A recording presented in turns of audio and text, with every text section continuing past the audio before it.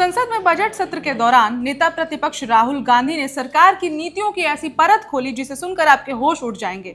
इस दौरान कुछ ऐसा हुआ कि संसद में हंगामा मच गया, चाहे वो ट्रेड डील हो, चाहे वो रूस से तेल ना खरीदना हो, चाहे एप्स्टीन फाइल्स हो। राहुल गांधी ने किसी भी पहलू को नहीं छोड़ा। तो आइए आज हम आपको बताते हैं इस दौरान 5 बड़ी बातें जिसे आपको जरूर जानना चाहिए। मैं हूं ऋचा और मेरे साथ हैं वैभव।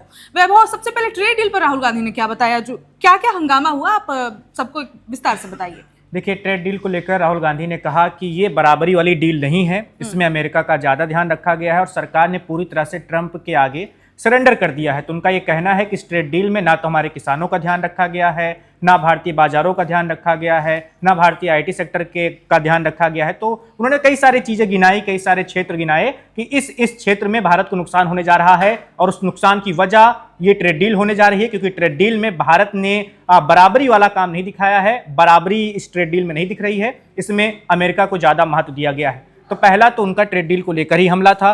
फिर उन्होंने दूसरा हमला बोला कि उन्होंने कहा कि अमेरिका अब सुपर पावर बने रहना चाहता है, उसके हाथ से सुपर पावर जा रही है, लेकिन उसे बचाने के लिए वो क्या कर रहा है कि अब उसकी नजर भारतीय डेटा पर है और इसके लिए मोदी जी पर दबाव डाला जा रहा है। मोदी जी की गर्दन पर ट्रंप का हाथ है, तो ऐसा कुछ उनका कहना है। और उनका यह भी कहना है कि अब मोदी जी मजबूर होकर भारत का डेटा बेचने को मजबूर हो गए हैं अमेरिका को। उनकी क्या मजबूरी है ये भी मुझे पता है, ऐसा ट्रंप का कहना है। तो दूसरा उनका ये डेटा को लेकर जो था, और तीसरा उन्होंने एप्स्टीन फाइल्स को लेकर भी बड़ा बयान दिया। उन्होंने कहा कि इस फाइल में अनिल अंबानी का नाम आया है। मुझे बहुत अच्छे से पता है कि अनिल अंबानी को किसने मिलवाया था एप्स्टीन से, और भारत सरकार में बैठे हुए हरदीप सिंह पुरी जी को भी बहुत अच्छे से पता है कि अनिल अंबानी क्यों जेल में नहीं जा रहे हैं, उन्हें कौन बचा रहा है। हरदीप पुरी का नाम लिया कि उन्होंने ही एप्स्टीन से मिलवाया था ये अनिल अंबानी को। बिल्कुल, तो ऐसा उनका कहना है। और इसके साथ ही जो तीसरा बिंदु था उनके भाषण का, वो था बजट को लेके।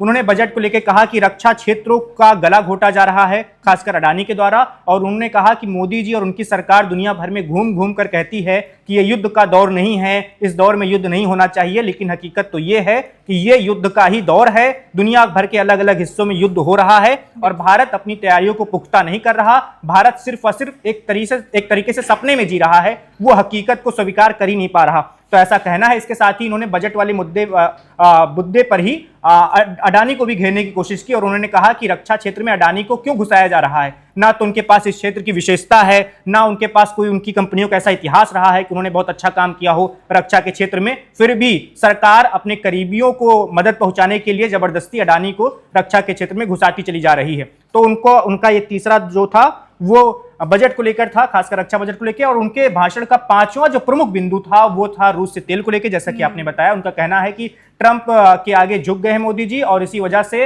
अपने सबसे भरोसेमंद साथी जो रूस है, जिससे हमारा वर्षों का नाता है, मुश्किल घड़ी में हमेशा साथ दिया है जिसने, उससे हम तेल की खरीदारी पूरी तरह से बंद कर रहे हैं। क्यों बंद कर रहे हैं? क्योंकि अमेरिका का दबाव है। व्हाइट हाउस नहीं चाहता कि आप रूस से तेल खरीदो।